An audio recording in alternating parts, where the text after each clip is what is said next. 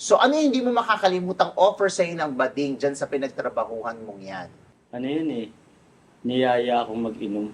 Niyaya ka mag-inom, sumama ka.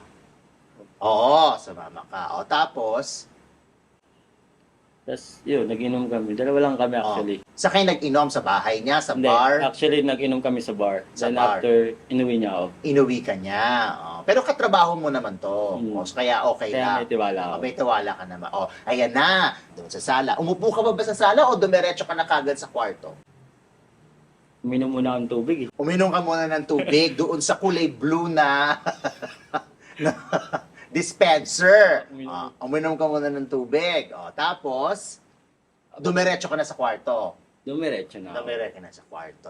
Humiga ka na. Humiga na ako. O, tapos, ano nangyari? Pagkahiga mo, Pagkahiga ako eh, oh, malamig eh. oh, may aircon. May aircon eh, Oo. malamig. Tapos maya-maya, mainit na. May ginawa na siya sa'yo. Mas mainit ang mga eksena sa uncut episodes ng Channel Fu. Subscribe na! Maganon!